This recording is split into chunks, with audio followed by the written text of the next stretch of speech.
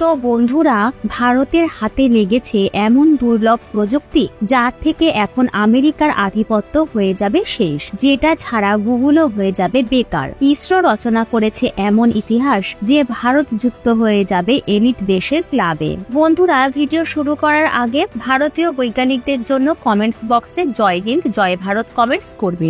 এক একটা কমেন্টস ওনাদের প্রতি আপনার ভালোবাসাকে বোঝায়। বন্ধুরা, ধীরে ধীরে ভারত প্রত্যেক সেক্টরে আত্মনির্ভর হয়ে যাচ্ছে। যে টেকনোলজির জন্য ভারত অন্য দেশের ওপর ডিপেন্ডেন্ট আছে, এই টেকনোলজি এখন ভারতেই তৈরি করা হচ্ছে, যার জন্য চীন, আমেরিকা এবং রাশিয়ার এমন ঝটকা লেগেছে যে তাদের সম্পূর্ণ আইটি মার্কেট একদম ধ্বংস হয়ে গেছে।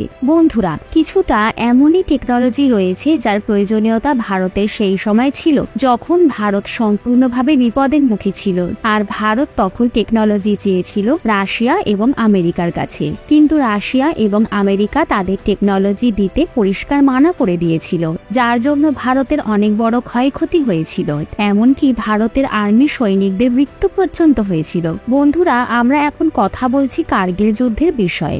ভারত যে টেকনোলজি তৈরি করেছে এর প্রয়োজনীয়তা ভারতের কার্গিল যুদ্ধের সময় ছিল, আর এই টেকনোলজি শুধুমাত্র কিছু বাছাই করা দেশের কাছেই ছিল। প্রথম হলো আমেরিকা, দ্বিতীয় হলো রাশিয়া, তৃতীয় হলো ইউরোপীয় ইউনিয়ন, আর চতুর্থ হলো চীন। কিন্তু এই চারটি দেশের মধ্যে আমেরিকা সবার প্রথমে ছিল। আমেরিকার টেকনোলজির ক্ষমতা সেই সময় সবচেয়ে বেশি শক্তিশালী ছিল। আসলে বন্ধুরা, কার্গিল যুদ্ধের সময় পাকিস্তানের সৈনিক উঁচু পাহাড়ের ওপর বাংকার তৈরি করে লুকিয়েছিল, আর আমাদের যারা ভারতীয় সৈনিকরা ছিলেন তারা নিচে ছিল। এই কারণের জন্য যারা পাকিস্তানের সৈনিক ছিলেন তারা ভারতীয় সৈনিকদের ওপর সঠিকভাবে টার্গেট করতে পারছিল, আর আমাদের সৈনিকরা একের পর এক মারা যাচ্ছিল। এই জন্য ইন্ডিয়ান গভর্নমেন্ট ভেবেছিল যে আমেরিকার কাছ থেকে সাহায্য নেবে, যাতে পাকিস্তানের সৈনিকদের সঠিক তথ্য, তাদের লোকেশন, কোথায় তারা লুকিয়ে রয়েছে, এগুলো যাতে জানতে পারা যায়। অর্থাৎ ভারতের এই এলাকার ডিটেইলস ম্যাপের প্রয়োজন ছিল, যাতে আমরা সঠিকভাবে ম্যাপে জানতে পারি সেই এলাকার জিওগ্রাফি কেমন, এছাড়াও সেখানে কোন কোন দিক থেকে হামলা করে এই পাহাড়ের চূড়া পর্যন্ত পৌঁছানো যেতে পারে। আর সেই সময় আমেরিকার জিপিএস অনেক বেশি ফেমাস ছিল। বন্ধুরা, জিপিএস অর্থাৎ গ্লোবাল পজিশনিং সিস্টেম। জিপিএস আপনাকে এক জায়গা থেকে অন্য জায়গা পর্যন্ত পৌঁছতে সাহায্য করে থাকে। জিপিএস এর ব্যবহার আমরা লোকেশন জানতে করে থাকি। যদি সহজ ভাষায় বলা হয় তাহলে আপনাদের মোবাইল ফোনে যে ম্যাপ থাকে সেটাই জিপিএস, আর এটাই ভারতীয় সৈন্যবাহিনীদের তখন প্রয়োজন ছিল। কিন্তু সেই সময় আমেরিকা পরিষ্কার মানা করে দিয়েছিল, কারণ আমেরিকা সেই সময় পাকিস্তানকে অনেক বেশি সাহায্য করেছিল।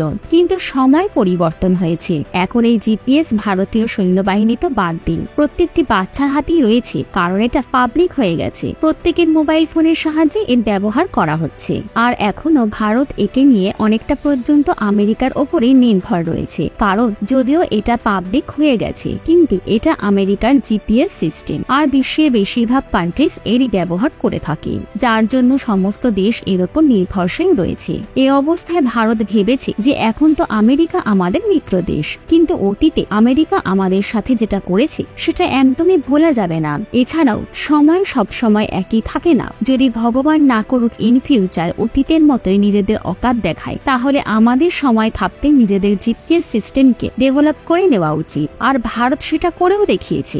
আমেরিকার জিপিএস সিস্টেমের থেকেও পাওয়ারফুল জিপিএস সিস্টেম ভারত তৈরি করে নিয়েছে, যার নাম নাভিক। এছাড়াও নাভিক আজ থেকে প্রায় কিছু বছর আগে লঞ্চ হয়ে গিয়েছিল, আর তারপরে ধীরে ধীরে সবার মোবাইলে এই জিপিএস জায়গা নিচ্ছে।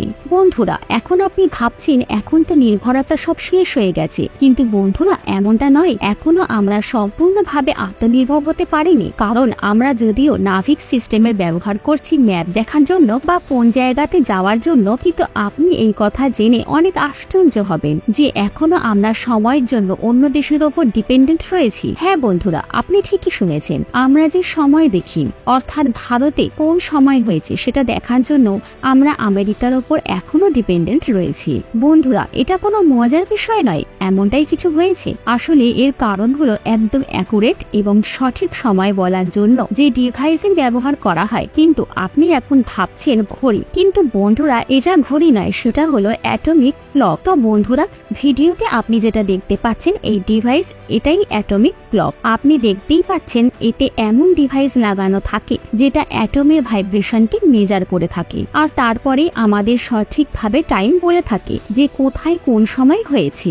শুধু তাই নয়, এটা এর সাথে ইন্টিগ্রেট হয়ে আপনাদের রিয়েল টাইমে এটা বলতে পারে যে এই জায়গায় এই লোকেশনে এই সময় হয়েছে। এটা অনেক বেশি অ্যাডভান্স সিস্টেম। আসলে অ্যাটমিক ক্লক বিশ্বের মধ্যে মাত্র 4টি জায়গাতে তৈরি করা হয়ে থাকে। সেগুলি হলো আমেরিকা, রাশিয়া, ইউরোপ এবং চীন। ভারতে আজ পর্যন্ত কেউই অ্যাটমিক ক্লক তৈরি করেনি, কিন্তু গত বছর মে মাসে ভারত এটা তৈরি করাতে সফলতা পেয়েছে।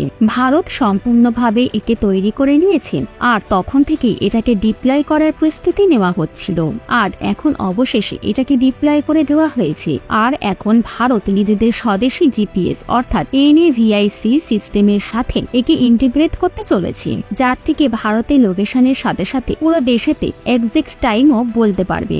আর এই সব অ্যাটমিক ক্লকের জন্য সম্ভব হয়েছে, অর্থাৎ আমরা আমাদের জিপিএস সিস্টেম দ্বারা সব ক্ষেত্র থেকে বিদেশি নির্ভরতাকে শেষ করে দিয়েছি। প্রত্যেক সেক্টরে ভারত এখন আত্মনির্ভর হয়ে গিয়েছে। তো বন্ধুরা, এটা কোনো ছোটখাটো সফলতা নয়, বরং একটি অনেক বড় সফলতা। কারণ আপনাদের বলে রাখি, ডজনেরও বেশি দেশ রয়েছে যারা অ্যাটমিক ক্লক তৈরি করতে অনেক চেষ্টা করেছে, তাও সেখানে ফেল হয়ে গিয়েছে। শুধুমাত্র 4টি দেশ রয়েছে যারা এই ক্লাবে যুক্ত রয়েছে, আর এর সাথে পঞ্চম দেশ ভারতও এখন এই ক্লাবে যুক্ত হয়ে গেছে। বন্ধুরা, এই বিষয় থেকে আপনি ধারণা করতে পারছেন যে এই টেকনোলজি কতটা ক্রিটিক্যাল, আর ভারতীয় বৈজ্ঞানিকরা কতটা কঠোর পরিশ্রম করেছে, তারপরে এতে বড় অ্যাচিভমেন্ট পাওয়া গেছে। আর এখন ভারত এর ব্যবহারও করা শুরু করে দেবে।